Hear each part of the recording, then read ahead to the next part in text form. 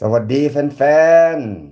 ๆสวัสดีอยู่ดีไหมแห้งพ่อแม่พี่น้องไทยทั้งใดแน่ล่ะฟังพญาปองน่ะไทยเคียงข้านว่าจังไดน้อมาสวยในเด้อมื้อนี่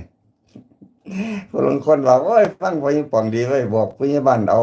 ขึ้นเสียงตามสายนะเรียงโอ้ยมันสิปานนั้นสิว่าเหรอ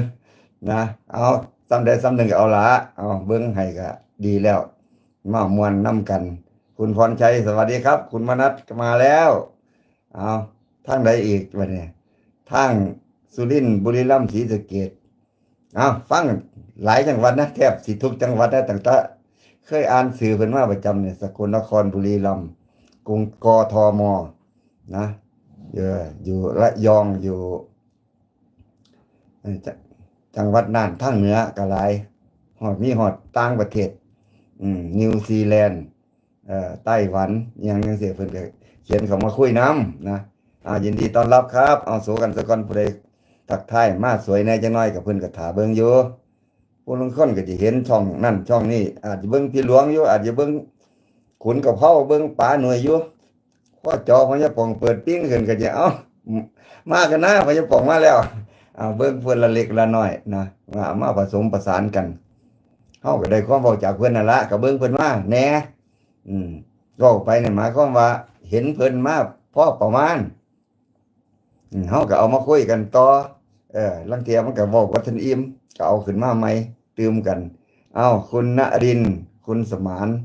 ไลฟ์สไตล์สิทธิศักดิ์ยินดีครับเอาเข้ามาจอยกันนะเอาพญาป่องหาหาฉากสีดำมาใส่แต่ว่าเก็บเอาแถวนี้ละเก็บเอาแถวนี้ละฉากสีดำมันก็ยังแกล้งดีแท้ว่าลองมึงดูมีผ้าม่านเอาไปกันแดดอยู่ข้างนอกด้วยคือออกเอามาลองเบิ่งกันหน้าว่าซั่นดอกเอ้าเขาทาอยู่ตัวล่ะแจ้งขึ้นจักหน่อยคนมาอยู่นำเดี๋ยวนี้เกือบเต็มห้องแล้วครับ37ห้อง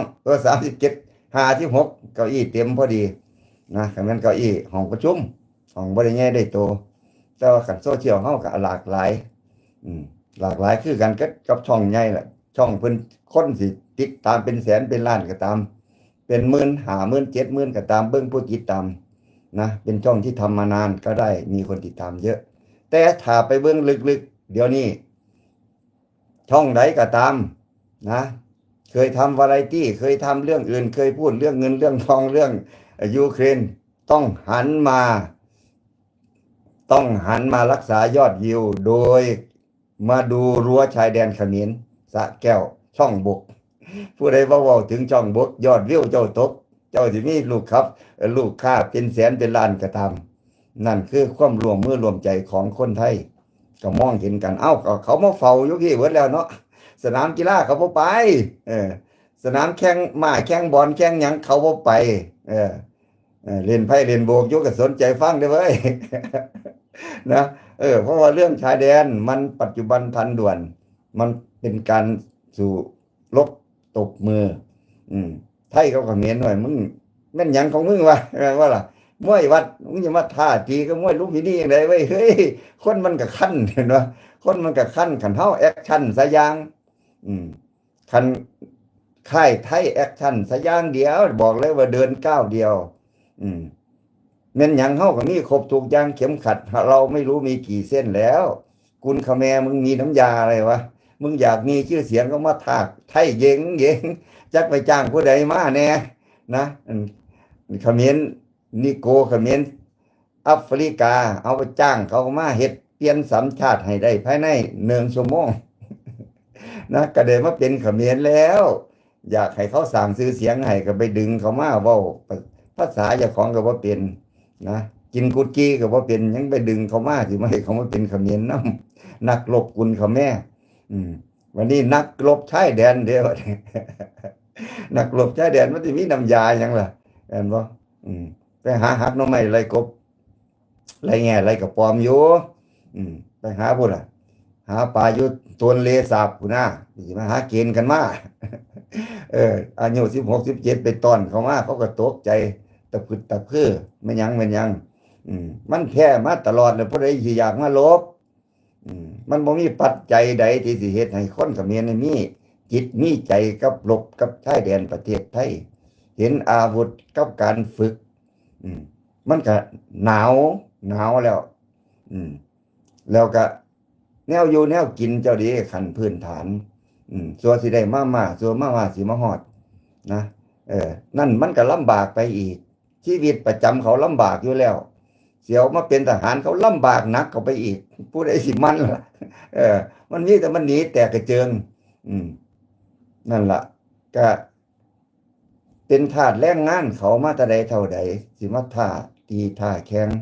อืมคนไทยหรือว่าใครไทยแค่ให้ความร่วมมือเล็กน้อย คนรวยนักการเมืองที่มีใจเขมรอยู่ มันก็ต้านความรักชาติของคนไทยไม่ได้ ก็เลยต้องอไปกับเขาขันเส้นเขาปฏิวัติด้วยเว้ยมึงเจ๊งคักกว่านี้มึงสิรวยหน่อยลงหรือมึงสิเจ๊ง มึงเลือกเอามึงเลือกเอาพรรคการเมืองไทยนักการเมืองไทยใจเขมรทั้งหลายมึงเลือกเอาในที่สุดก็เยอะแยะเอาเฮ็ดซะปิดชายแดนซะมันง่ายดีเอาปิดเป็นตามขั้นตามตอนนะอย่าให้มันโลกเขาประนามเอาลองเฮ็ดเยอะๆก้าวเดียวเครื่องก้าวซ้ำนะเอาประกาศว่ากูสิปิดแล้วเอามองหันมองนี้ปิดคือช่องใหญ่เขามันสิปิดตึบรถบ่ได้มันเถาะเพราะว่าสนธิสัญญานานาชาติมันก็มีฝรั่งเอียงต่างๆข้ามชายแดนไปจำพาสปอร์ตบอกว่าลาวว่าฝรั่งซุ่มที่มาแล้วอยากมักไงเพราะวีซ่าหมดอายุก็ไปตีตายอยู่แถวสระแก้วเจ้าด้านใดแน่น่ะด่านที่มันเป็นด่านมาตรฐานที่ด่านเขามีการสแตมป์วีซ่ามาอยู่มันสิเกินแล้วเด้อว่าอีก2 มื้อสิหมดอายุอยากอยู่ต่อประเทศไทยเนี่ยบอกว่าฝรั่งบอกว่าคนลาวบอกว่าชาติใดๆที่เป็นต่างดาวก็ต้องออกชายแดนไปแล้วก็กลับเขามาเอาสแตมป์ว่าเขามามื้อนี้ก็เริ่มต้นใหม่อีกมันเป็นจังซั่นวีซ่าเนี่ยมันเฮ็ดง่ายๆซำนี้ล่ะเป็นการต่ออายุวีซ่ามันก็เลยพัวพันไปถึงกับนานาชาติสำหรับคนไทยสิไปเขมรกับเขมรมาคนไทยเนี่ยมันเปรียบรุ่นกันแล้วมันเปรียบเทียบรุ่นกันแล้วมันไร้สาระด้านการเงินนะคนไทยมีแต่เอาเงินไปทิ่มเขมรคันปิดประเทศไทยแค่รักษาเงินออกจากประเทศไทยเนี่ยประเทศไทยก็รวยขึ้นมาอีกน้อยหนึ่งแล้วเพราะว่านักการเล่นการพนันไม่ไปนักท่องเที่ยวไม่ไปมันก็มี2 อย่างนี้หรือฝรั่งมังค่าหรือไผก็แล้วแต่บ่ไปเอ้ากูไปสแตมป์ทางอื่นก็ได้เว้ยกูไปสแตมป์ทางพม่าก็ได้กูไปสแตมป์ทางลาวก็ได้คันเขาปิดอีหลีคันเขาทำรายงานปิดอีหลีนี่นโยบายต่อเนื่อง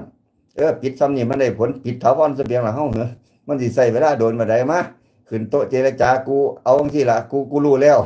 กูรู้นิสัยมึงแล้วกูรู้ขี้พื้นมึงแล้วเขมรนะความจริงก็รู้มาแต่โดนนั่นล่ะแต่ว่ามันการขายการนักลงทุนไปลงทุนอยู่หั่นปล่อยไฟฟ้าปล่อยอินเทอร์เน็ตปล่อยสินค้ากับบริษัทก่อสร้างบริษัทเบียร์ไปจักยี่ห้อไทยเบเวอเรจเบียร์สิงห์เบียร์หยังก็แล้วแต่ว่าผู้ใดอยู่แน่มันก็หลายพอสมควรเฮ็ดให้คนพวกนี้เนี่ยซอยกันอย่าปิดด้านดึงไว้เพราะว่าให้มีการทำมาค้าขายเพราะเจ้าของอยากได้เงินนำเขามันก็ได้อยู่แล้วล่ะเพราะว่าเขมรมันบ่ได้ผลิตหยังเป็นเรื่องเป็นราวปิดด้านก็ให้ขึ้นก็มองเลยเขาเอาหยังมาบ้านเฮามาขายเอาหน่อไม้เอาเห็ดเอาเอื้อง เอาบักทั่วบักแตงเอาแนวกินแนวปลูกแนวไทยบ้านเป็นของพื้นรถซาเล้งยู่กันมาหยดไม้ใหญ่ๆยู่2 คน3 คนยาวกว่ามันรถหลายขนคันนึงว่ามันได้หลายกว่ารถปิกอัพรถขนมาจากเขาดานมามันบ่นี่มันเทียบกับประเทศไทยแล้วมันคนละเกรดกันเลย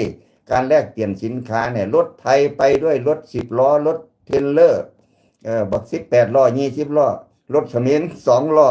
แต่ว่าขนด้วยแรงคน2 คน3 คนเบิ่งมันสวนทางกันเด้อมันกลุ่มค่าหยังล่ะมันเอาของพ่อมันนี่มาขายมันก็ขายพ่อให้ไทยบ้านได้อยู่ได้กินซื่อๆมันบ่พอสิสาระอีหยังมันบ่เป็นสินค้าที่สิได้เงินได้ทองมันเป็นของไทยบ้านมาขายกับคนแค่ชายแดนมาขาย กับเสียผ้าเก่า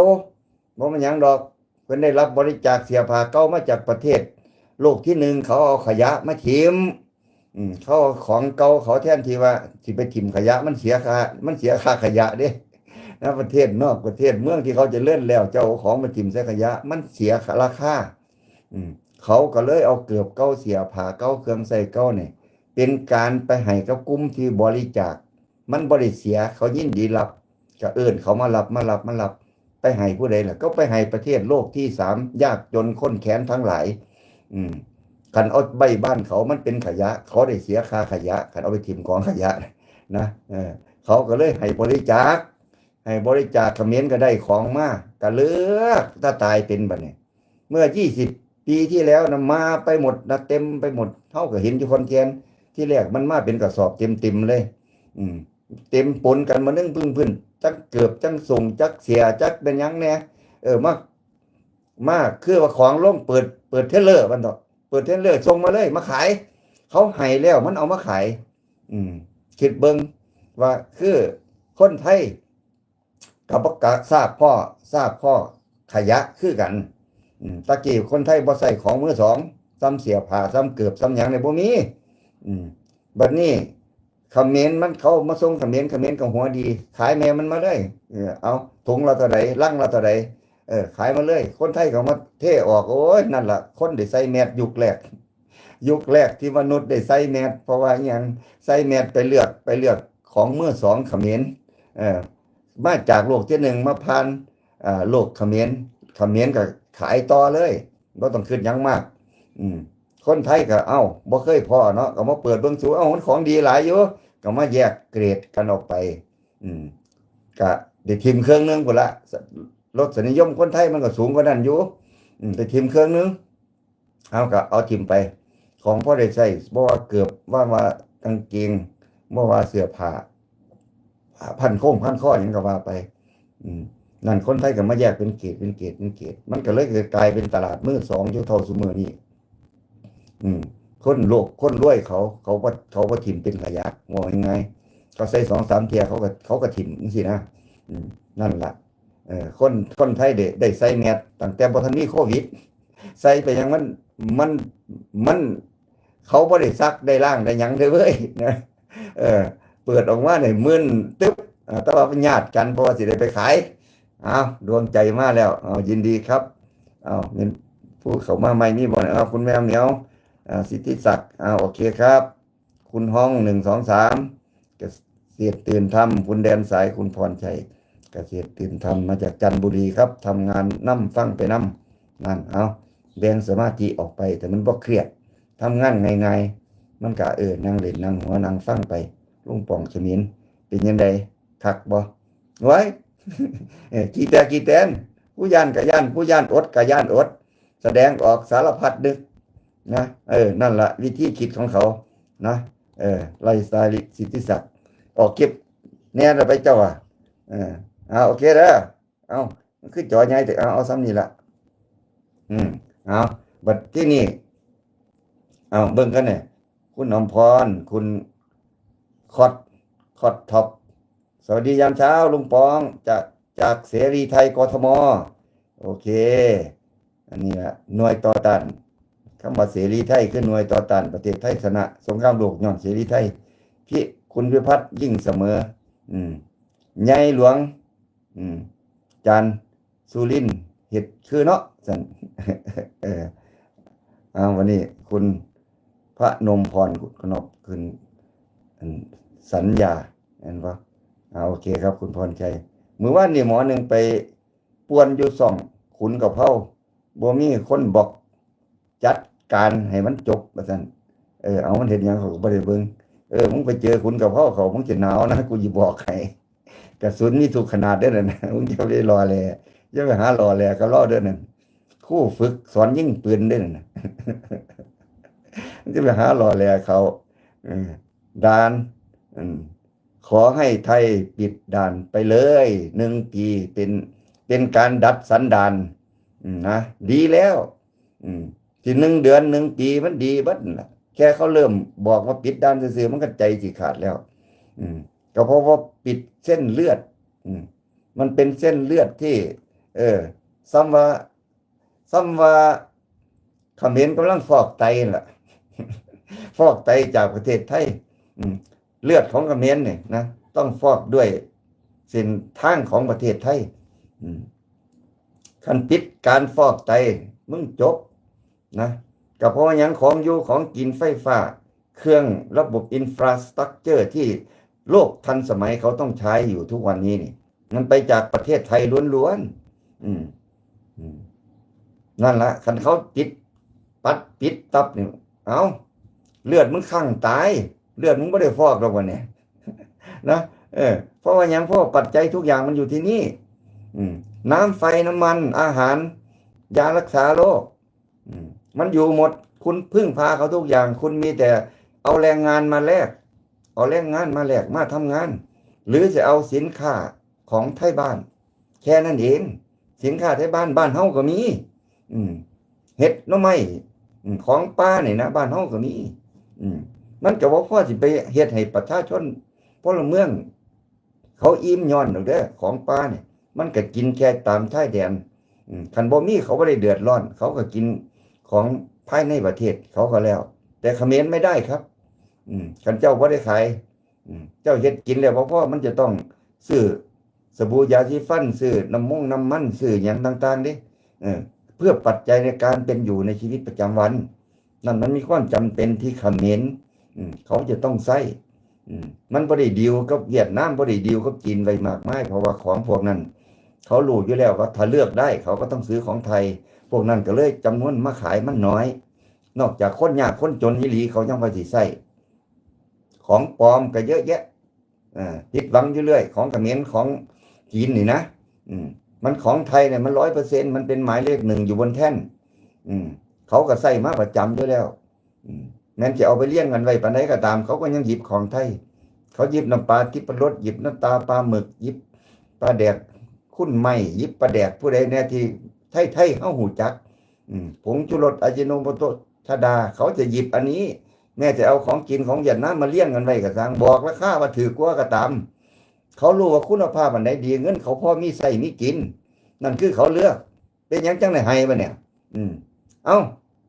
ก็ได้ให้ว่าของไทยมันสิเบิดมันสิตัดสินใจไปเลือกจีนกับเวียดนามเนี่ยมันลำบากใจเด้อเว้ยตะกี้ว่าเอามันบ่ล่ะบ่เอากินของไทยมีซะยังกินเอาบัดนี้ของไทยสิบ่มีบัดนี้ก็เดือดร้อนซั่นตัวคือว่าบ่อยากเอาได้ก็ซ้ำเด็กน้อยนี่ล่ะง้อแงแล้วไทยบ้านเขาเดือดร้อนแล้ว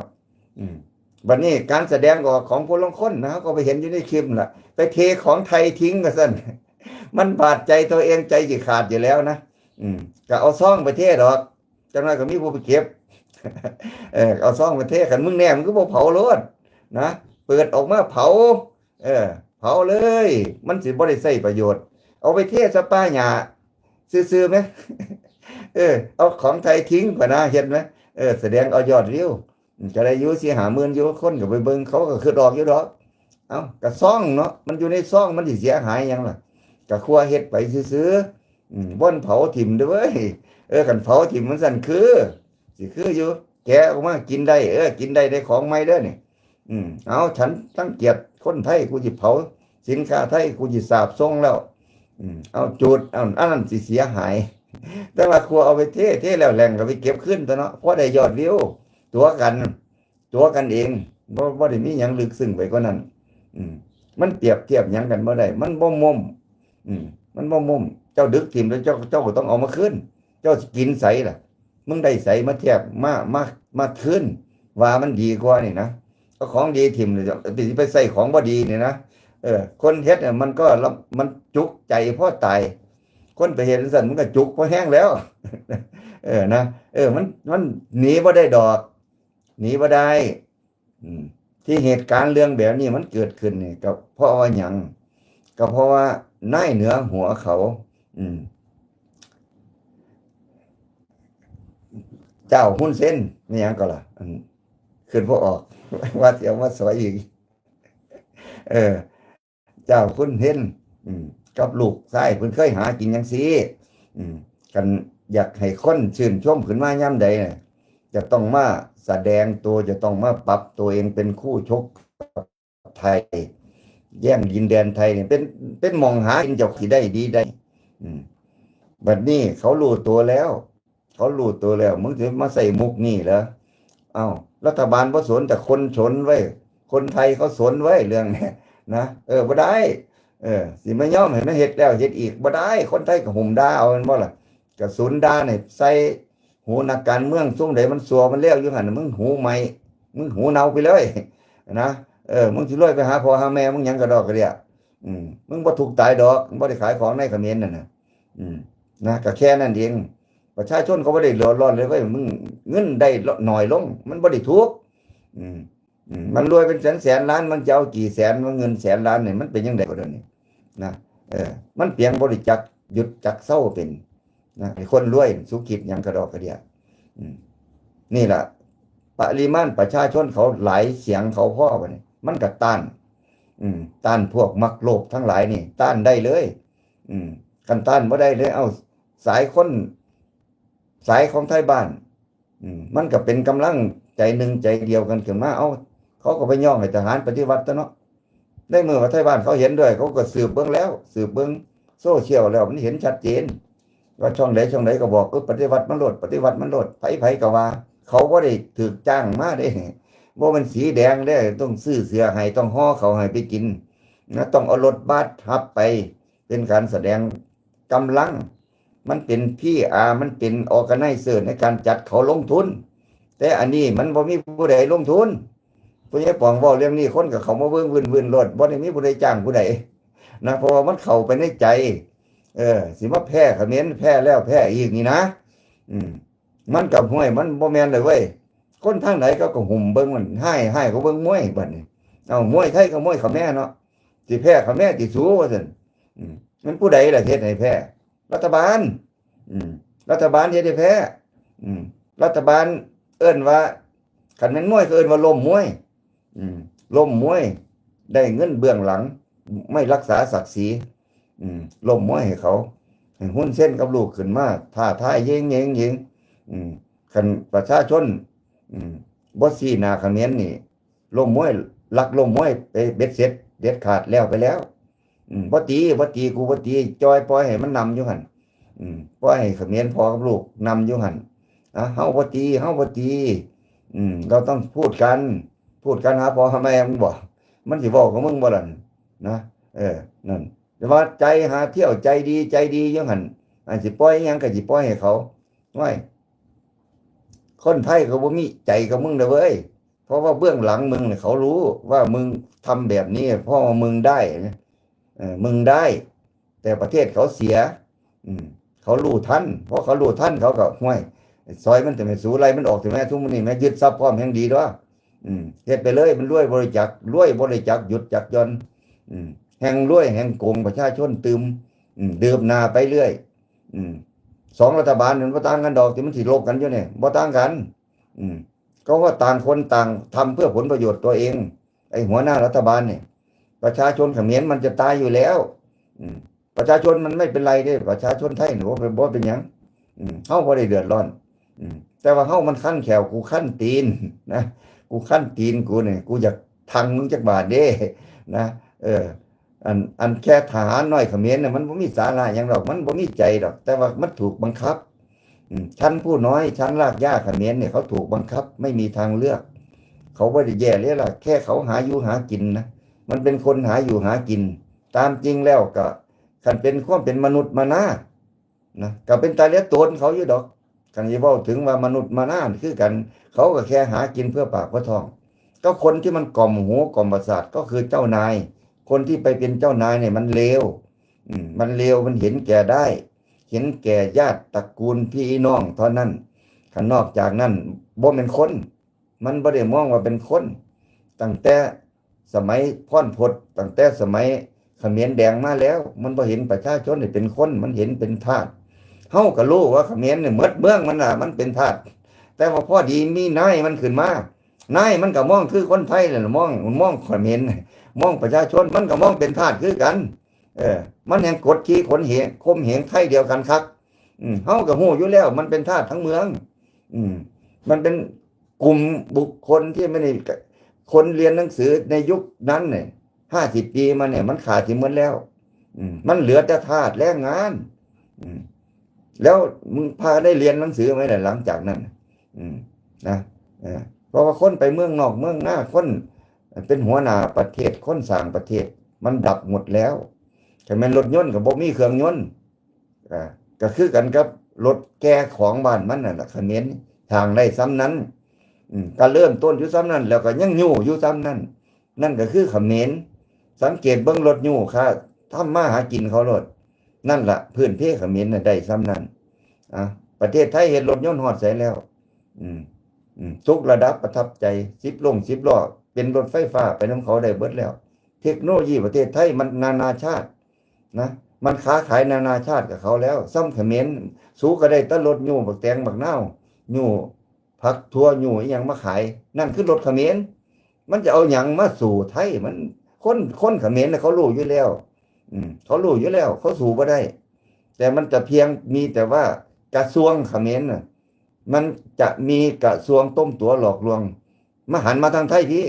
นะเป็นกระทรวงเลยเขาตั้งให้มันเป็นกระทรวงเลยนะผู้ใดด่าประเทศไทยกูเข้าสังกัดกูเลอะแยะคนเป็นพันเป็นหมื่นเขมรน่ะได้รับการชื่นชมจากรัฐบาลคันผู้ใดเฮ็ดจังซี่เป็นแหล่งกูได้เฮ็ดลงไปมึงสิฆ่าเทือนหยังเทือนแน่กูก็อนุโลมบ่ต้องจ้างนั่นคือแหล่งเขาแหล่งโจรเนาะเป็นแหล่งโจรก็ย่องลูกพี่ก็สอยประเทศไทยแข็งเอาหยังก็เอาให้เบิดของไทยมีหยังชื่อเสียงไปเข้มเอาโจรสยามมันก็กลับคำกันอยู่กลับนิสัยเฮาก็ฮู้ว่าของเฮามันดังเฮาสร้างชื่อเสียงให้มันขึ้นมาได้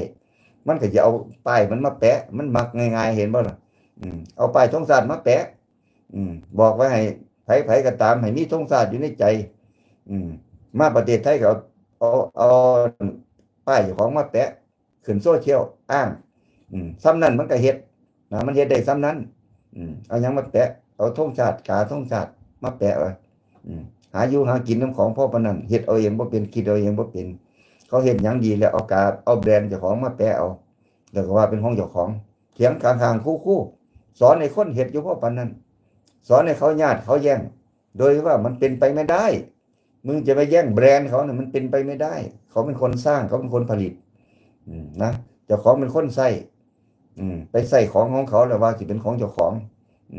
พื้นฐานบ่เกี่ยวนี่ก็คือความคิดเขมรความคิดเจ้านายเขมรนะเขาบ่ให้คนของเขาเนี่ยรับรู้รับทราบความจริงรับรู้ว่าเขาเฮ็ดกว่าจะเป็นของมาดีกว่าจะทำดีได้เขาวิวัฒนาการผลิตมากเท่าใดแล้ววัฒนธรรมคือกันเขาขัดเกลามาอย่างไรเขาเอาความดีตรวจสอบอันดีอันงามก็ถึงได้เป็นสิ่งชนะบ่ว่าเอาเส้นเอาสายมาตรวจต้องดีต้องงามต้องประจักษ์ต่อสายตาคนการตัดสินมันต้องยุติธรรมของมันยังจะเป็นของดีขึ้นมาได้เจ้าของบ่มีหรอกบ่มีกูบ่สนกูสิลอยเอาเลยกูสิหน้ามึนท่าเอาเลยอันนี้ของกูอันนี้ของกูไปอ้างเขาอ้างในบ้านเจ้าของมันก็อ้างได้แต่ว่าชาวโลกเขาก็รู้บ่ว่าเจ้าสิเฮ็ดหยังขึ้นเขาก็รู้บ่ว่าคนไทยฝรั่งประเทศอื่นเขามาเที่ยวประเทศไทยเขาไปเขมรปั๊บมีแต่สินค้าไทยอยู่หั่นเพราะว่าของเจ้าของบ่สามารถจะนำเสนอได้สิมาแบรนด์อีหยังล่ะมึงจะทำอาหารเขมรโดยใช้วัตถุดิบของไทย 100% นี่นะมันสิเป็นอาหารเขมรให้บ่ล่ะเอาไปมามันก็บ่ดังมันก็ต้องอาศัยสื่อไทยจนได้เพราะว่าเขาแซ่บของไทยแล้ววัตถุดิบก็เป็นของไทยมึงไปปรุงแบบเขมรก็ลองมึงดูมันสิแซ่บบ่ตั้งชื่อเป็นเขมรขึ้นมาดูมันก็บ่เวิร์กจังซั่นล่ะเนาะนี่ก็คือวิถีคิดของเขมรมันเป็นไปบ่ได้ดอกที่มันสิเจริญรุ่งเรืองได้เที่ยวไปอ้างนานาชาติไปบีบน้ำตาให้นานาชาติว่าประเทศไทยรังแกกูจังซั่นจังซี่นาชาติกอดกันหลังจากไปว่าเขารังแกเจ้าของคบกันอยู่เนาะเป็นจังไดนักการเมืองไทยคบกับคนจังซี่ประเทศชาติต้องสิล่มสิจมก็ย้อนซุมนี้แหละ แต่ว่าเดี๋ยวนี้มันโกงร่วมกัน มันก็เลยแบ่งเงินกันได้อยู่อืมถ้าเกิดความจริงมันประจักษ์คนรับไม่ได้ เกิดมันหล่มมากเกิดวิวัฒนาการเมืองในเขมรเปลี่ยนแปลงไปทรัพย์สินหรือบริษัทอยู่ในประเทศไทยมึงเจ๊งไปเลย เพราะว่ามึงได้รับความสะดวกจากฮุนเซนเท่านั้นที่มันปกครองอยู่กูอยากให้มึงอยู่ก็ได้กูอยากให้มึงตายกูก็เผานั่นคือความคิดของเขากูว่าได้ผลประโยชน์มึงเจ๊งนะไปเที่ยวคบกับของยังซีมันสิยั่งยืนเหมืองล่ะนั่นก็คือนักการเมืองไทยสายดักดำทั้งหลายที่ประพฤติกันอยู่สู้มื้อนี้ก็เดี๋ยวก็ได้เกิดเดี๋ยวก็ตายเพราะมันบ่ได้ถาวรใช้ชีวิตแบบนี้ใช้การดำเนินธุรกิจแบบนี้มันบ่ถาวรเด็ดขาดถ้าเส้นสายมึงดับมันก็ต้องดับไปด้วยเพราะว่ามันไม่ได้เป็นสากลการคบกันการเซ็นอนุมัติกันมันไม่ได้เป็นสากลมันเป็นเลยว่ากูมีอำนาจมึงก็เข้ามาหาอำนาจร่วมกันมากอดกันแต่ว่าเบื้องหลังความที่จะแท่งกันมันเห็นกันอยู่บางหุ้นเส้นกับตัวดีได้แหละหุ้นเส้นกับลูกกับตัวดีได้แหละแล้วก็สายเขมรทั้งหมดยังไงเขาก็เป็นเขมรยังไงพฤติกรรมเขาก็ต้องเป็นแบบนั้นยุดวันยังค่ำไผสิขึ้นมาแท่นก็ตามมันก็ยังเป็นเขมรเพราะว่ายังไงก็เสื้อสายไล่รองเขาเขาบ่ได้บริสุทธิ์เขาบ่ได้สุขสบายมากคือเฮาใน200 ปีแล้วบ่ได้ไปลบกับผู้ใดนะ250 ปีแล้วตั้งกรุงรัตนโกสินทร์เป็นแบงคอกมาเนี่ยนะฉลองกันมาตลอดเวลาบ่มีผู้ใดสิมาลุกล้านนะพัฒนาจิตใจของคนมันผ่านเจเนเรชันปู่ย่าตายายทวดไล่ลงไป7 โซโคตรแล้วเขาก็เลยอ่อนละมุนมีวัฒนธรรมรู้จักความสวยงามมีจินตนาการ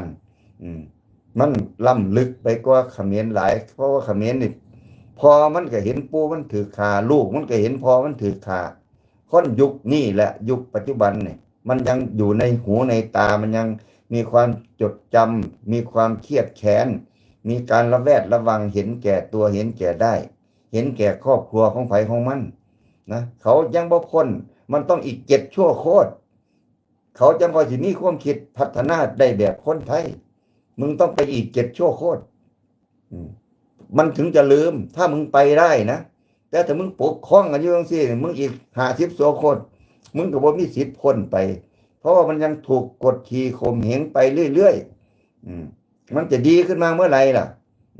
ก็กดขี่ข่มเหงไปเรื่อยพ่อก็สอนลูกก็สอนหลานต่อไปมันบ่มีวันว่าสิเหลื่อมสิใสสิพัฒนาการขึ้นมาได้เพราะว่ามันเห็นกันอยู่มันก็ถ่ายทอดกันมาความทรงจำของลูกพ่อก็บอกลูกก็บอกหลานไปเรื่อยๆอยู่มันยังจำได้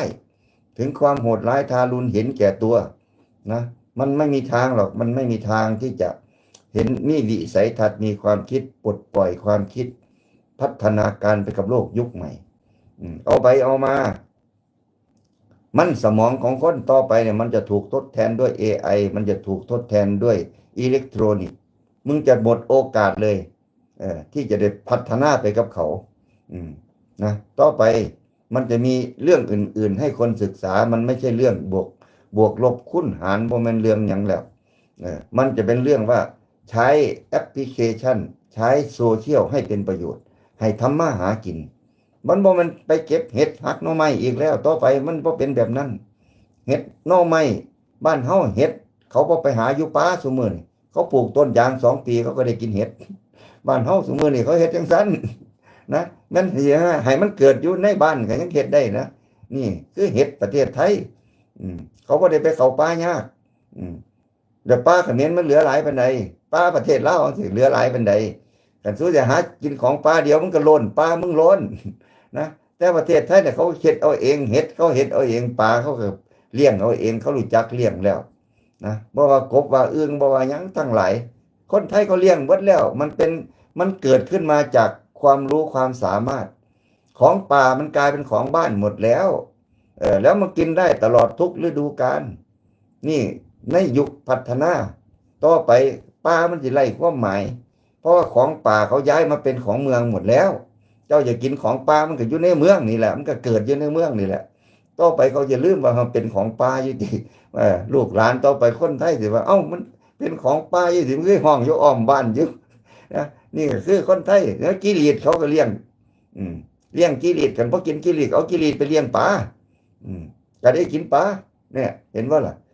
มันก็สิท้ายทอดกันไปเรื่อยๆนี่มันพัฒนาไปจังซี่เจ้าสิคอนโทรลให้มันเกิดหลายปานใดก็ได้บัดนี้มันจะต้องไปหากระตาไปหาว่าล่ะคนไปหากระตาเนี่ยมันพอดีม่มปากเจ้าของเท่านั้น2-3 ชั่วโมงมันก็บูดกันเน่าแล้วบ่ว่าเห็ดบ่ว่าหน่อไม้บ่ว่าของป่าทั้งใดเจ้าไปหามาไปหามาแต่มันบ่ท่านแจ้งเศร้าสายมากก็ต้องเอามาวางข้างถนนอันหรือสิมาส่งมาในเมืองมันก็ใส่ชีวิตประจำวันอยู่ซี่มันกำหนดไม่ได้ว่าของคือการของเกษตรตั้งเห็ดประเทศไทยนี่เขาจะขายให้ได้ดีที่สุดคือเขาจะไปขายตอนเทศกาลกินเจเขาจะปลูกจักมือมันยังว่าจะไปบานตอนกินเจพอดีเขาคำนวณเอาไว้ก่อนได้เลยกินเจกูจะขายให้มันได้3 ตันเขาจะปลูกอายุการปลูกมันจักมือมันมาหอดมือกินเจพอดีเป๊ะเมื่อฤดูกูก็เลิกเพราะว่าขันเฮ็ดเย้าไปมันบ่กลุ่มทุนนี่มันคำนวณมันจัดการได้อาหารเกษตรเนี่ยนะตามฤดูกาลเฮ็ดให้มันมาถูกจังหวะที่มันแพงซุมื้อนี่บ่ล่ะบักนาวหน่วยละ5 บาทมันบ่มีอีกแล้วมันบ่เกิดอีกแล้วมันล้นตลาดตลอดปีซุมื้อนี่มันต้องขายเป็นถุงบักนาวเมื่อ10 ปี20 ปีที่แล้วบักนาวหน่วยละ5 บาทเพราะว่าหยังเพราะว่าการเกษตรมันบ่ทันเจริญมันอึดมันอยากหลังจากนั้นมาเป็นจังได๋ซุมื้อนี่บักนาวมีบ่ล่ะ3 หน่วยบาทอย่างหลายนะก็ว่าคนทุกคนมันรู้มันไม่ใช่ของยากมันเรียนรู้มันพัฒนาบ้านได้ก็ปลูกได้บ้านหลังนึงมีบักนาวตัวนึงกุ้มแล้วไทบ้านมาขออีกต่างหากกุ้มกินเบิดปีนั่นวิวัฒนาการของงานเกษตรมันบ่เป็นของยากสนใจเรียนรู้ถ่ายทอดสู่กันมันก็ไปถึงหมดมันก็เลิกไปความอดอยากท่านนานี้แต่ว่าคันเจ้ายังเข้าป่าไปหาเก็บต่างคนมีแต่ไปเก็บมากินนี่บ่เลยจักปลูกกินนี่แนวเดียวมันก็หมดป่านะเพราะว่าต่างคนต่างไปญาติกันเด้ไปญาติเฮ็ดนี่เท่าไรกูเอาเกี่ยงคึกบ่ได้ปล่อยพันเด็กพันน้อยกิ้มเอาบัดบ่ได้ดับแนวหากินไปหลายขึ้นมองใดหมานหุ่มกันไปมันดับแนวแต่เนาะบ่มีผู้ใดสิจงไว้เด้ย่านคันจงไว้ผู้อื่นก็สิมาเอามันคิดเท่านั้นคิดแต่ว่ามันเป็นของฟรีมันบ่คือของประเทศไทยอันใดเขาพอศึกษาอันใดเขาพอเรียนรู้เป็นการรีเสิร์ชเพราะว่าปราชญ์ชาวบ้านเขาก็พยายามจะเรียนรู้ว่าเฮ็ดจังไดมันยังค่อยสิปลูกได้มันก็ค่อยได้นั่นได้นี่มาเรื่อยๆเฮ็ดนี่มันแทบจะทุกชนิดแล้วซุมื้อนี่ดีแต่เหลือตั้งแต่ฤดูเท่านั้นเองเขาสิจำลองบรรยากาศจังไดจังค่อยสิเฮ็ดละโงกเฮ็ดตะไคร้ออกได้ตลอดปีมันมีอยู่เท่านั้นซ้ำแส่ออกตามฤดูเนี่ยเขาเฮ็ดได้แล้วเลี้ยงเป็นแถวยาวๆปานใดงามก็งามนะเขาสิเก็บเอาตั้งแต่ดอกพอดีพอมื้ออื่นจังมาเก็บหรือว่าบ่ายจังค่อยมาเก็บนะเพราะมันเป็นของเขาบ่มีผู้ใดมาญาติสวนอื่นๆก็ต้องคิดได้ว่าเอ้าเขาซื้ออันนั้นอันนี้มาปลูกเขาปลูกต้นย่างต้นนี่มั้ยเขาเฮ็ดจังซี่เขาลงทุนไว้2 ปีที่แล้วเอ้าเฮ้ยเฮ็ดนำหน่อยเนาะเฮ็ดนำกันอีก2 ปีต่อไปมันก็ขยายตัวขึ้นไปเรื่อยๆเรื่อยๆมันก็คือบักนาวนี่แหละต่อไปเฮ็ดละโงกเฮ็ดตะไคร้เฮ็ดหยังคือกันต่อไปมันก็จะมีการจำลองบรรยากาศให้มันเหมือนกับหน้าฝนจำลองมันได้เบิดปีเลยมันก็จะมีเฮ็ดกินตลอดปีอึ่งเนี่ยเขาเฮ็ดแล้วอึ่งนะจักเฮ็ดเสียงน้ำฝนตกเฮ็ดเสียงกบห้องเสียงอึ่งห้องเอาฝนไปตกหน้าแล้งนำเข้าไปมันได้ยินเอ้าฝนฟ้าก็ดีแต่เก่าแต่ว่าพากันไข่ออกเต็มนะได้หวกกินวัดปี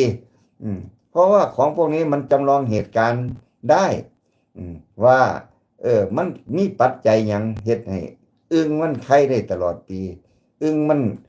สามารถขยายพันธุ์ได้ตลอดปีเขาก็จักมีเสียงห้องจักฝนตกใส่หลังคาฝนตกใส่นั่นใส่นี่เฮ็ดให้อึ่งเอาวิทยุลำโพงไปเปิดให้มันฟังเอาไปมามันกับพฤติกรรมมันก็เป็นไปนำอีหลีนี่คือสร้างบรรยากาศให้ มันมีการพัฒนาการนะนั่นก็มันเขาเห็นมาได้ความคิดคนเมื่อได้เรียนรู้เมื่อได้สังเกตนะนี่การสังเกตนี่แหละแล้วก็เลยทดลองผู้ใดได้ผลกับเขาก็อึกออกโซเชียลบ้างอะไรบ้างนะมันก็เฮ็ดตามกันได้เพราะความรู้มันรู้แล้วมันมีเทคนิคแค่นี้เองเหรอเนี่ยว่าเอาก็ต่างคนต่างเฮ็ดไปบัดนี้มันก็ต่อยอดไปเรื่อยๆพอคนมันมักการพัฒนามันไม่หยุดยั้งความคิดความอ่านบ่มันว่ามันบ่แม่นแนวมันบ่แม่นแนวบ่คือประเทศลาวเด้คันเด็กน้อยสิคิดหยังไว้ผู้ใหญ่ว่ามันบ่แม่นแนวผู้เฒ่าผู้โถบ่เคยพาเฮ็ดมึงเสียแต่ผู้เฒ่าผู้โถอยู่หั่นเป็นไดล่ะผู้เฒ่าผู้โถมันสิพามึงไปไสได้มึงก็พามึงเข้าป่าอยู่หั่นตัวแต่คนไทยนี่เขาเสียเด็กน้อยคนไทยนี่กับเด็กน้อยเนี่ยมันเจริญก้าวหน้ามันรู้จักอิเล็กทรอนิกส์มันรู้จักแอปพลิเคชันมันได้สอนผู้เฒ่าแล้วเขาก็ต้องยอมรับผู้เฒ่าก็ต้องฟังเด็กน้อยเพราะว่าใส่มันเฮ็ดแนวเจ้าของเฮ็ดบ่เป็นเนี่ยมันกลับกันไปไกลแล้วคนเราต้องฟังผู้เฒ่าคันผู้เฒ่าว่าบ่แม่นอย่าเฮ็ดมันผิดฮอกหีดผิดข้องเดี๋ยวฟ้าสิพาเดี๋ยวผีสิกินมึงนะมึงฟังแต่ผู้เฒ่าอยู่หั่นนั่นน่ะมันก็ฟีดตัวมันไว้ให้นับถือผู้เฒ่าแบบบ่รู้ก็ต้องนับถือผู้เฒ่าก็ตัวเล็กน้อยไปเรื่อยญาติเขาบ่นับถือนี่แต่ว่ามาทางคนไทยพี่แอปพลิเคชันอะไรต่อมีอะไรมันเข้ามาปล่อยให้เด็กมันเรียนมันรู้มันจนมันเก่งกว่าผู้เฒ่าจนผู้เฒ่าต้องได้ไปสอนมันเอาเฮ็ดจังได๋นี่กูรู้อันนี้บ่เป็นกูเฮ็ดอันนั้นบ่เป็นนี่บ่เป็นเอาเฮ็ดให้แน่เท่าข้าวเดียวมันดีไปแบบเจ้าของก็เล่นไลน์เล่นเฟซโอนเงินก็เฮ็ดได้นำย้อนเขาเฮ็ดให้ก็เด็กน้อยสอนผู้ใหญ่ซุมื้อนี่เขาต้องยอมรับคันเจ้าบ่ยอมรับเจ้าบ่เป็นคันยอมรับแล้วเอามันก็แล้วก็ได้เฮ็ดก็ให้หลานเฮ็ดให้นะเฮาก็มีหน้าที่มารูดเบิ่งจักหน่อยอันใหม่มาเอาให้มันใส่มันเฮ็ดแน่เฮาก็เฮ็ดแน่นี่คือการเรียนรู้รับรู้แลกเปลี่ยนซึ่งกันและกันแต่ประเทศที่พวกไม่พัฒนาทั้งหลายนี่ใช่เอาแต่ผู้ใหญ่เป็นเกณฑ์คันผู้ใหญ่บ่พาเฮ็ดหยังเฮ็ดของเก่าอีหยังเฮ็ดนำไปอยู่หั่นล่ะมึงก็เดินตามอยู่หั่นแต่ผู้ใหญ่มันสิสร้างผลงานระดับโลกระดับนานาชาติได้บ่ล่ะผู้ใหญ่บ่ได้เรียนหนังสือนี่นะผู้ใหญ่บ่มีการค้นคว้าไม่มีการอ่านบ่มีการศึกษาโลกสมัยใหม่เขาสิให้แต่เขาฟังเจ้าของนะให้แต่เขาฟังให้แต่เขามานับถือให้เขาตะมากราบมาไหว้ก็เตะเขาโกเจ้าของตัวผู้ใหญ่ผู้มีอำนาจด้วยนะรักษากฎเกณฑ์กติกาไว้จังซั่นห้ามออกนอกกรอบนี่ห้ามเอาเกินความรู้นี่ท่านพ่อสอนแม่สอนอย่าไปเฮ็ดมันสิบาปมันสิจังไรมันสิเป็นเป้าเป็นปอบหยังมึงก็ว่าไปเรื่อยนั่นคือโลกที่มันบ่พัฒนาบ่ยอมรับบ่เอาความคิดใหม่มาเป็นเกณฑ์บ่ทดลองนี่คนรุ่นใหม่เขาทดลองไปหลายรูปแบบจังคนเฮาบ้านเฮาเนี่ยว่าจบปริญญาตรีแล้วมันมาเฮ็ดนาเฮ็ดไร่มันมาเลี้ยงเป็ดมันมาปลูกเห็ดปลูกหยังไปเอ้ามันคืออยู่รอดตั้งแต่กี้พ่อและแม่เฮ็ดบ่กุ้มกินสิส่งลูกส่งเต้าไปให้มันม่มงานเกษตรเพราะว่ามันบ่พัฒนาถาแตะน้ำฝนบัดมาซุมื้อนี้365วันนี่มันบ่แม่นว่าสิมาค่อยเฮ็ดแต่ข้าวเทื่อเดียวเด้อเว้ยเขาก็ปลูกได้3เทื่อ4เทื่ออย่างอื่นเด้อาชีพอย่างอื่นนี่เสริมเข้ามาเฮ็ดให้ได้ขายของได้ซุมื้องานเกษตรบ่แม่นว่าสิมีผลผลิตปีละครั้ง2ครั้งซื่อๆงานเกษตรซุมื้อนี่มันมีผลผลิตรายได้มันได้ทุกวันดีกว่าเงินเดือนเงินเดือน 2-3 หมื่นเจ้าใส่ล่วงหน้าติดหนี้ติดสินไปแต่ติ๊กเงินก้อนออกมาปุ๊บสลายไป 50-60% แล้วเพราะว่าเจ้าไปใส่หนี้เจ้าอยู่ได้ย้อนระบบนี้เอาก็เฮ็ดไปแต่พวกที่ทำมาหากินด้านเกษตรมีผืนดินไร่2ไร่มันสามารถมีรายได้300-500 พันต่อวันนี่คือความคิดสมัยใหม่เขาแล้วก็การขายสมัยใหม่มันเป็นแอปพลิเคชันมันบ่แม่นว่าต้องตลาดจะต้องเดินไปขายของต้องไปวางตลาดตลาดขายส่งเขามารับมีการนัดแนะมีการจำนวนว่าต้องการเท่าใดหน้าใดอันใดแพงหน้าใดอันใดถูกปลูกให้มันถูกจังหวะนั่นคือลิมิตเขาเลยเขารู้เลยตลอดฤดูตลอด365วัน จะปลูกวันนี้ขายวันไหน ถ้าขายวันนั้นต้องปลูกวันไหนต้องย้อนไป แต่โปรเจกต์แต่ละปีมันจะรู้ว่าสิปลูกอันไหนฤดูใดอืมสิปลูกอีหยังแท่นกันไว้ท่านกันไว้สิจำหน่ายของในตลอดฤดูตลอดปีมีขายมีของขายมีรายได้ประจำที่สวนทุกวันขายส่งได้เงินสัปดาห์ละครั้ง2 ครั้งเอาไปเอามารายได้เขาไม่จำกัด จากเงินเดือน2-3 หมื่นรายได้มันเป็นแสนคนมันจัดการเป็นนะนั่นคือยุคเกษตรสมัยใหม่บ่ว่าสิค้นทนน้ำบ่ว่าสิค้นทนปุ๋ยยาสารเคมีเกษตรที่เป็นกรีนทั้งหลายมันมีมูลค่ากระตาน้อยๆ200-300เขาไปส่งกันไปส่ง10 กระตา20 กระตาเขาก็มีเงินพอใส่แล้วเพราะความเชื่อถือเพราะว่าคนมันกินของกรีนนะกินของไม่มีสารเคมีคนเขามีตังจ่ายมีพอเชื่อถือนั่นแหละมันกับคนพวกนี้เขาก็ทำให้เป็นตัวอย่างว่ามันอยู่ได้เป็นนายตัวเองได้วิเคราะห์ได้วิจัยของเจ้าของได้ทดลองเจ้าของแล้วก็ได้ขายได้เงินพร้อมมันมีตั้งเยอะแยะความรู้ของคนน่ะมันจบไม่เป็นหรอกอีกจะน้อยมันก็เพาะเห็ดนี่ละมันจะเพาะได้ตลอดปี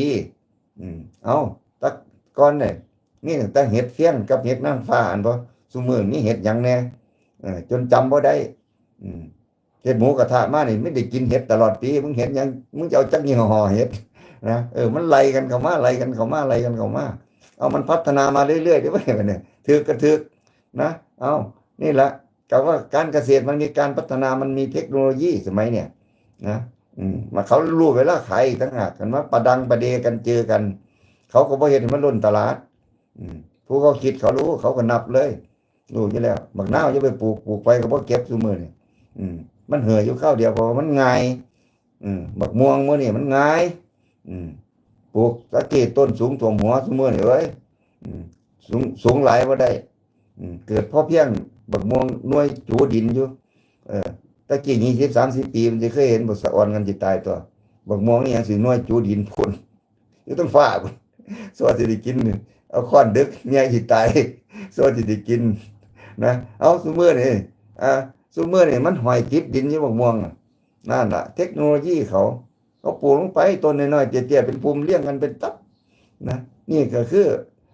การค้าการขายการได้เงินเนี่ยมันเฮ็ดให้คนน่ะมันมุ่งมันเฮ็ดให้คนเห็นผลประโยชน์เฮ็ดจังซี่มันก็อยู่ได้นี่ว่าขายได้เงินตัวนี้ว่าคันตลอดฤดูกาลน่ะมันเฮ็ดได้แล้วบักม่วงมีกินเบิดปีแต่ว่าพันธุ์ใดเขาสิเฮ็ดให้มันกินได้บัดให้มันได้กินตลอดปีสิเฮ็ดจังไดมันก็ค่อยเรียนรู้กันไปบักม่วงบักพร้าวบักถั่วบักแตงเนี่ยเขาเฮ็ดให้มันเห็นได้มันจังค่อยสิได้กินตลอดปีพันธุ์อื่นๆอีกอินทผลัมอีกก็เข้ามากิโลละ700-600ไล่ลงมาแม่น100 กว่าบาทเขาก็ว่ามันก็ยังคุ้มอยู่เฮ็ดใหม่มันก็แพงอยู่ไปให้โลละ100มันก็คุ้มนั่นคือของแต่มันออกกลางหมดมันยังว่าปลูกโยนมองน้ำฝนตกท่วมปานใดมันก็บ่ตายนั่นก็คือเขาก็ใช้วิวัฒนาการทางด้านการเกษตรเรียนรู้นี่คือ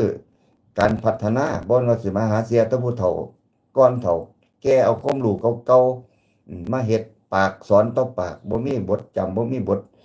วิเคราะห์วิจัยนั่นคือประเทศบ่เจริญพากันคิดกันอย่าออกนอกหิดนอกคลองเดี๋ยวมึงสิเป็นปอบเป็นเป่าเป็นพวงเป็นหยังมึงก็นั่นกันกันไว้เพื่อให้เจ้าของได้เป็นครูบาอาจารย์ตลอดชีพบ่ยอมรับความรู้รุ่นใหม่นั่นก็คือประเทศบ่พัฒนาประเทศกักกันความคิดของคนรุ่นใหม่มันก็บ่พัฒนาแน่นอนเพราะส่วนมากแล้วมันสิคนคิดมันสิของใหม่ๆคิดมันสิเป็นการพิสูจน์การทดลองงุ่มกันไว้แม้แต่อำนาจการปกครองเมืองคือกันคือเขมรนี่คือกันปกครองเมืองมึงต้องไปเรียนไปรู้ไปหยังดอกมึงก็อยู่ตามนั้นไปล่ะมึงจะดื้อมึงจะเถียงมึงอย่ามึน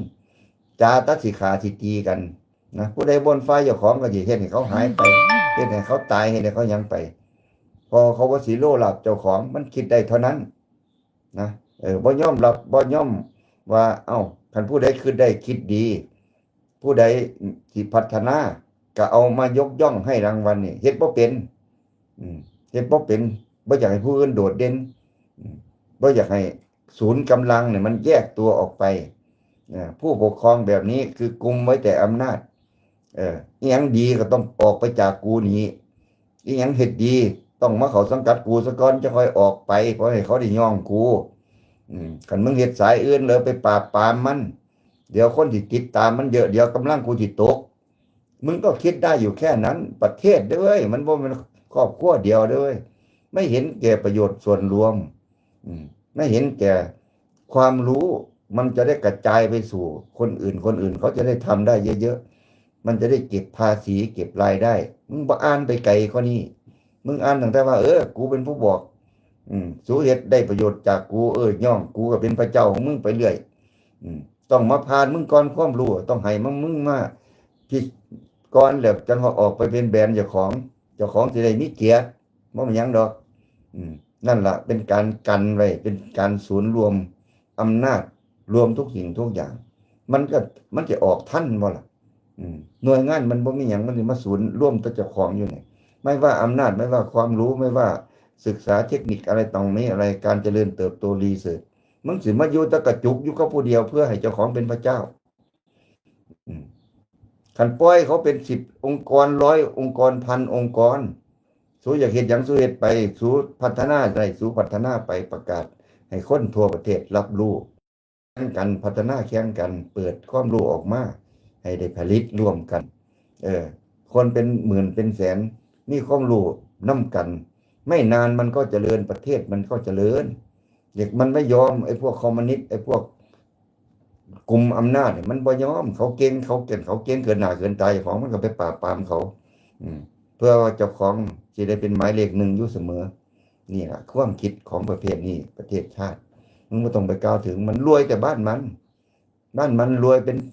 แสนล้านเท่าใดมันก็บ่ได้รู้ว่ากูจักสิมีไปหยังเงินแสนล้านนะดีต่อบ้านมันบ่เฮ็ดดันบันไดเลื่อนมันมีรีบมึงเอาจักโตก็ได้มันก็บ่เฮ็ดบันไดเลื่อนใส่น้ำหมู่ให้ลูกมันได้แล่นเล่นบ่มีหยังดอกให้หมามันขึ้นบันไดเลื่อนมันรวยหลายมันบ่จักความสิเฮ็ดนะบ้านหุ้นเส้นเขาก็เฮ็ดเพิ่นก็มาอ้างเขาตัวละอย่างนึงเพิ่นเป็นเทวดาเอามาอ้างไปอ้างมาบ่มีผู้ใดย่องมีแต่ผู้ใดเขาโจมตีเนาะแต่บ้านเขาอยู่เขาเดือดร้อนเขาลำบากมึงมาอ้างความสุขสบายนี่นะลูกหลานเป็นหอบเล่นน้ำเล่นหยังโอ้ยสาว่ายน้ำกูมีนอกบ้านก็มีในบ้านก็มีมีทุกสารพัดแนวประชาชนเขาอึดอยู่อึดกินเขาสิย่องมึงบ่ล่ะใส่หยังห้ามใส่สินค้าไทยว่าซั่นเปิดตู้เย็นออกมาป้ายตู้เย็นหมายเลขเบอร์5สลากเบอร์5ว่ามันคือสลากเบอร์5มันคือประหยัดไฟฟ้าแท้นะคือบ่ใส่สลากอิตาลีคุณสลากเยอรมันเขาบ่มีเด้ใต้ป้ายเบอร์5เขาบ่มีแต่สลากประเทศไทยเด้ตู้เย็นประเทศไทยมีสลากเบอร์5เขาเห็นปั๊บเขาก็รู้แล้วใส่ของไทยปานนั้นเนี่ยพากันรณรงค์บ่ใส่ของไทยสินค้าไทยบ้านพอมึงมีแต่สินค้าไทยนั่นเต็มบ้านเยอะนะเอาเขาเป็นของดีที่สุดอยู่ในละแวกนี้มึงก็เว้าไปว่าสิบ่ใส่มึงเว้าแต่ว่ามึงก็ใส่มึงไปตัวผู้อื่นนะ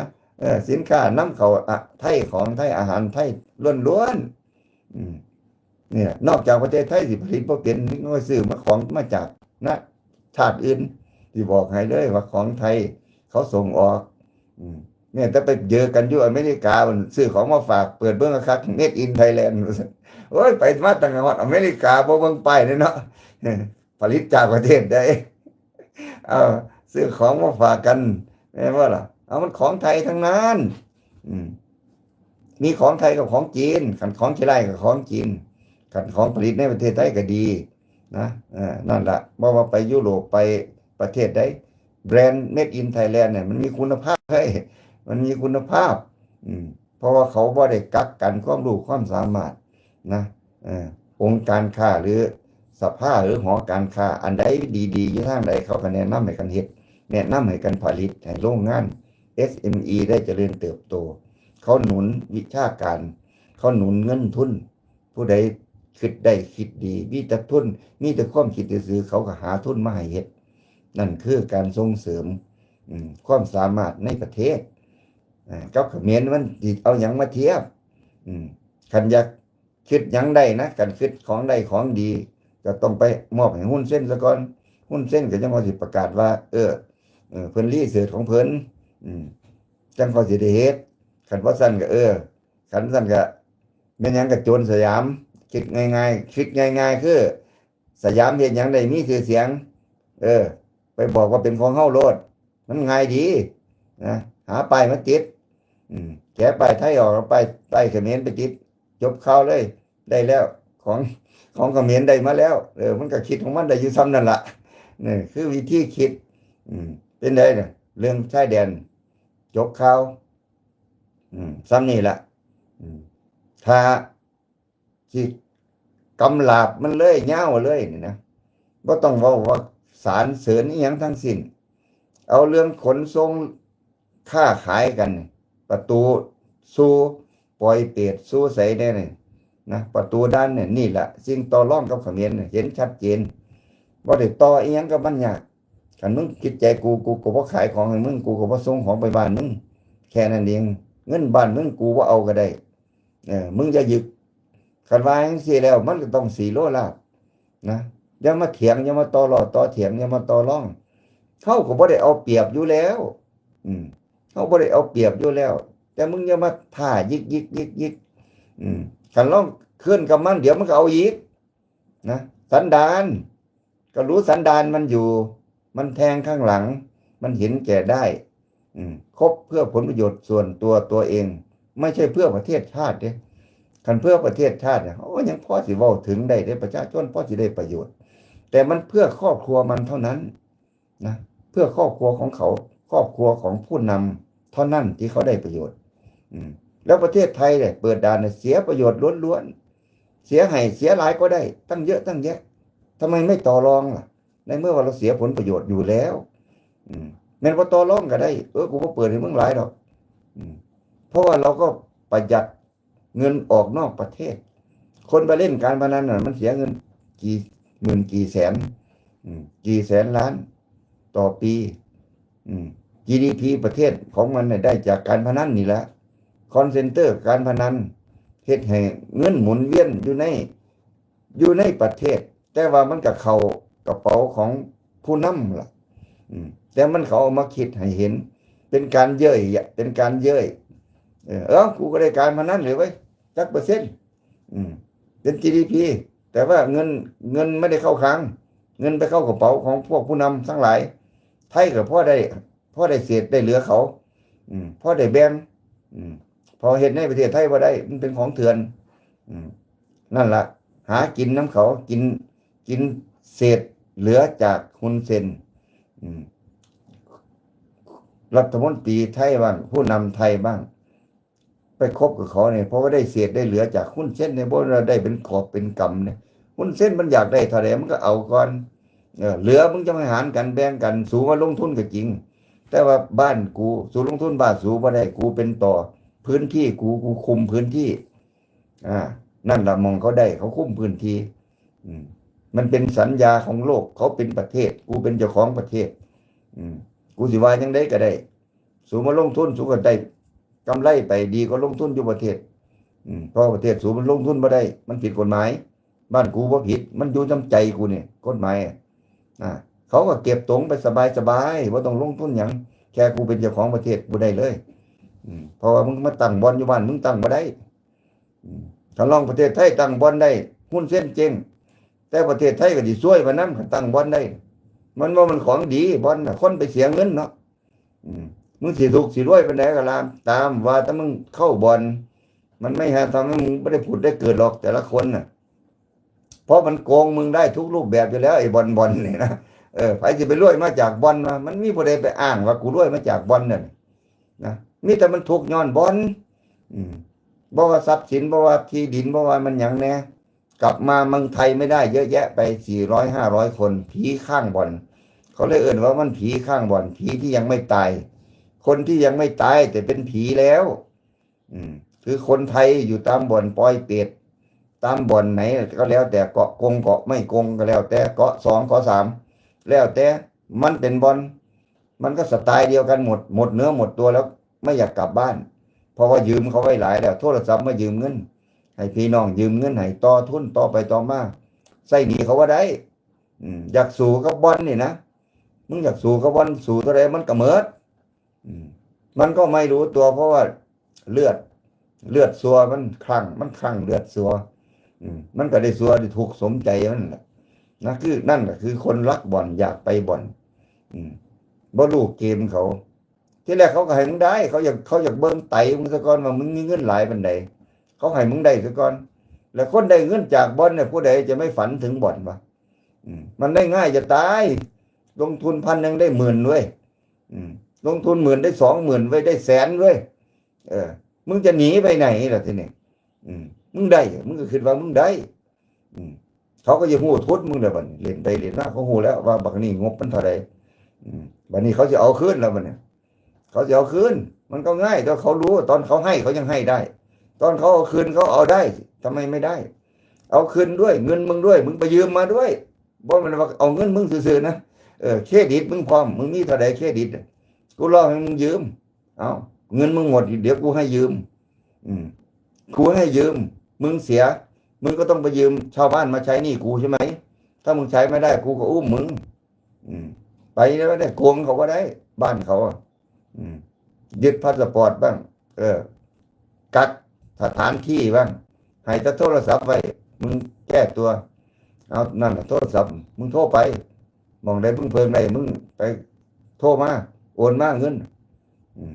เอามึงจนหมดนะมึงไม่หมดกูไม่ปล่อยจะเป็นผีหรือมึงติดคุกก็แล้วแต่เขาไม่ได้เมตตาปราณีนะเว้ยเกี้ยงคึกยืมเขาเบิดแล้วยืมเขาแล้วก็ไปเหรียญต่อเพื่อจะเอาคืนมันไม่ได้คืนมีเท่าไหร่มันก็หมดเอาไปมาเครดิตทางประเทศไทยก็หมดญาติพี่น้องก็ต้องหาเงินแลนใส่เขาผู้อยู่ในประเทศไทยเนี่ยแลนหาเงินใส่แทนคนที่มันอยู่ในบอลเพื่อว่าสิกอบกู้ครอบครัวเจ้าของแต่ว่าบักเป็นหนี้อยู่เขมรพี่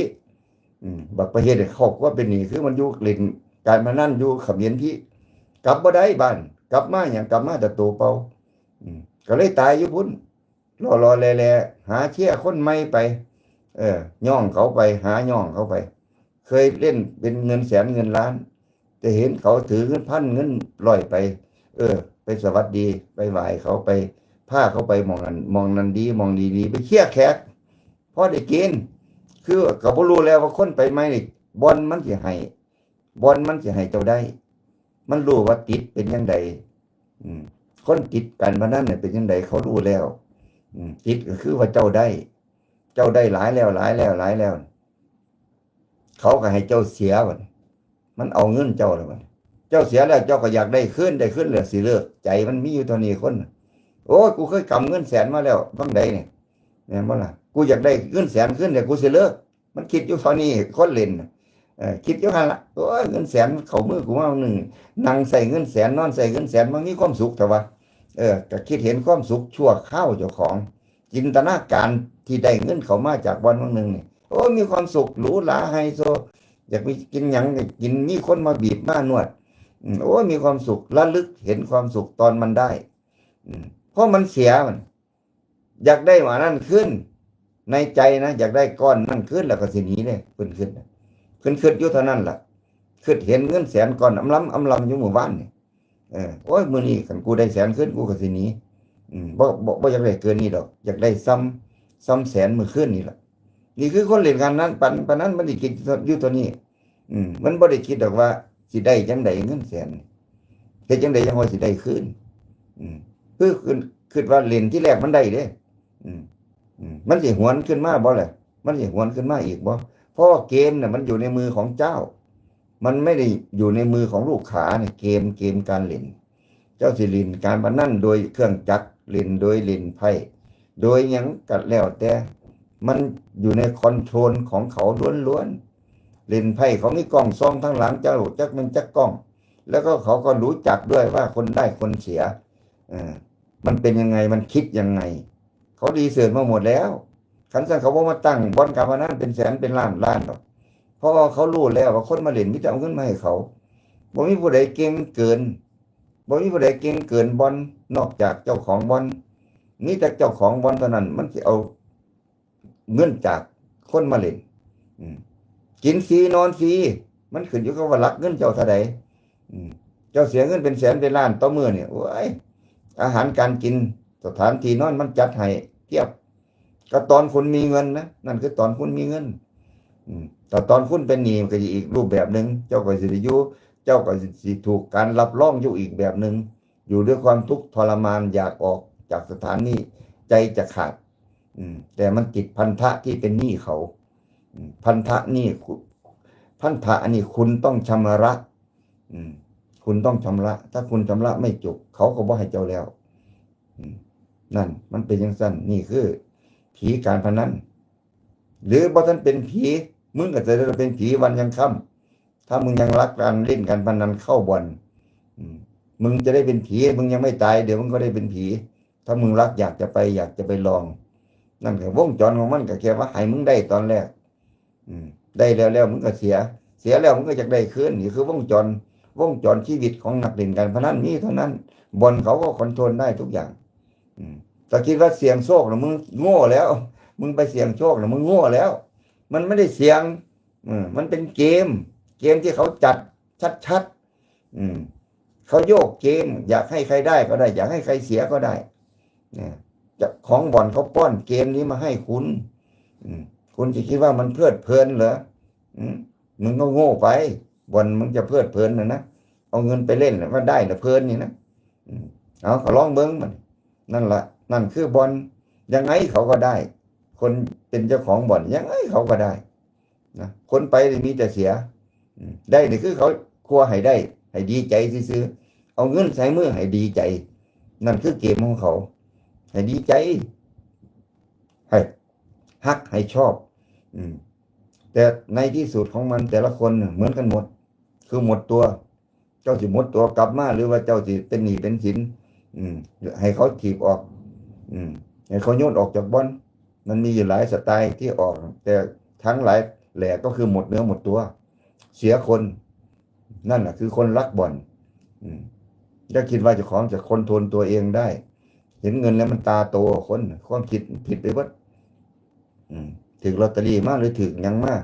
เจ้าไปซุยบอลเจ้าเหลือแต่ตัวแต่เจ้าไปซุยบอลเจ้าเหลือแต่ตัวเลยเงินได้มาสดสิเงินยังก็แล้วแต่นั่นคือวิธีการนี่คือความโหดร้ายของบ่อนที่ทำให้คนล่มสลายไปได้เพราะมันจิตวิทยาจากอะไรตัวนี้อะไรคนที่เขาตั้งบ่อนเขารู้ลึกรู้ละเอียดคนที่คำว่าไปเสี่ยงนะเจ้าก็โง่ไปว่าไปเสี่ยงมันไม่ได้เสี่ยงมันเป็นเกมที่เขาคอนโทรลได้นะซ้ำเขาเล่นคนนั่นแหละเจ้าจับได้ว่าละคนพอความคิดเขามันลึกก็เจ้าความคิดเขาลึกก็เฮานะนี่คือวิธีการใช้ชีวิตอย่าไปสนอย่าไปสุยอย่าไปคิดว่ามันเป็นเกมลอตเตอรี่แต่มันถูกต้องแล้วล้านคนถึงได้เงิน1 คนนี่นะเอ้าเจ้าสิทาโดนบันไดล่ะนะอีก100,000 ปีก็ยังบ่ถึกเลยเจ้าสิเกิดอีกจักชาติยังว่าสิถือลอตเตอรี่เทื่อนึงเอ้าคนที่มันถืออยู่ซุมื้อน่ะเอ้าก็คนซื้อกี่10 ล้านคนล่ะมันจะหวนมาหาคุณได้นี่นะกันว่าคิดเข้าข้างเจ้าของน่ะมันแม่นอยู่แค่ธรรมดาใบ2 ใบนะมันก็เป็นถือว่าเป็นธรรมชาติดอกเปิดช่องโชคเอาไว้อย่าคิดเลยในหัวเท่านั้นเพราะว่าสิทุกย้อนแต่อย่าไปฝักใฝ่อย่าไปเที่ยวลงทุนเอาโอเคมื้อนี้ก็สอยไปสอยมานี่ก็คือความเป็นมาของเขมรมันบ่ได้มีอนาคตอีหยังกับเกี่ยวกับเฮาแล้วในเมื่อว่ามันสงบก็ต้องย่ำต้องเหยียบให้มันอยู่สนิทอย่าให้มันโผล่ขึ้นมาอีกได้มันขึ้นอยู่กับว่ารัฐบาลไทยสิเดินเกมซ้ำใดสิเหยียบให้มันสนิทบ่หรือว่าเจ้าน้อยสิต่อน้อแต่แน่ขึ้นมาอีกเดี๋ยวมันก็มาเถียงต่อเถียงกับเราอีกต้องเบิ่งว่าผู้มีอำนาจทั้งหลายนี่ถ้าประชาชนคนไทยอยากคอนโทรลนักการเมืองได้มันก็ต้องพร้อมอกพร้อมใจกันมาเฝ้าด่ารวมกันหลายคนต่อหลายคนเขามันก็เห็นยอดไลค์ยอดวิวของแต่ละสื่อแต่ละช่องเขาทำกันมันก็ประเมินออกมาว่าเฮ้ยประชาชนเขาว่าเอากับมึงแล้วนะมันก็จะรู้ ถ้ามึงขัดมึงเถียงอะไรท่านต่อไปเขาก็ปฏิวัติมึงสิเพราะว่าคนเขาให้ความร่วมมืออยู่แล้ว เขาพร้อมจะให้ดอกกุหลาบกับคนขับรถถังอยู่แล้วนะรถถังโรยด้วยกลีบกุหลาบมึงเอาไหมล่ะนักการเมืองอืมเดี๋ยวมึงจะเจอนะนั่นก็คือมึงต้องรู้จักยับยั้งชั่งใจไว้ในเมื่อว่าประชาชนเขาไม่ยอมรับแล้วรถถังเขามารถถังได้รับความสะดวกเอาเขาจะหารออกจากชายแดนมาปล้นรัฐบาลมันเอาสู่ชาวบ้านเขาเป็นไส้ศึกให้เนาะช่วยเหลือเนาะผู้ปล้นเขาเปิดทางให้เนาะเอาปล้นอย่างถูกต้องตามกฎหมายแล้วไว้ปล้นรัฐบาลนะเพราะว่าเขาเห็นว่าคนมาปล้นเนี่ยมันมีประโยชน์ต่อประชาชนเขาก็ให้ความร่วมมือนะเขาก็เปลี่ยนรัฐบาลด้วยมันไม่ยากอย่างนะเอาบอกมากอ่ะ11 นาที1 ชั่วโมง 11 นาทีเอาพ่อประมาณหนึ่งพ่อหายอยากสะใจกับที่เราฟังมาเป็นอาทิตย์2 อาทิตย์เป็นเดือนแล้วนะเขามาฮอดมือนี้ก็เห็นแล้วว่าเขมรมันไม่มีน้ำยาเส้นข้าวปุ้นกับบ่มียาว่าแตะน้ำยาข้าวปุ้นกับบ่มีเส้นกับบ่มีนั่นของบ่เป็นสแต็กกลัวโผล่ขึ้นมาเป็นขี้ขาเขาก็จงบ่ยอมรับมาต่อเถียงกับเจ้านายนี่คือสัญชาตญาณของเขมรเจอกันตอนนี้ละมื้อนี้เนาะอยู่ดีมีแห้งทุกคนอำลาพาจากโรงหานแล้วท่านเป็นหลวงพ่อกับหลวงธรรมะ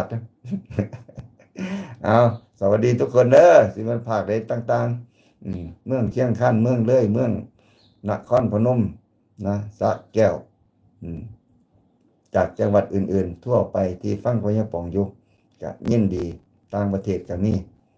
ขอให้อยู่ดีมีสุขทำหน้าที่ของตัวเองให้สมบูรณ์ในแต่ละวันนั่นแหละคือ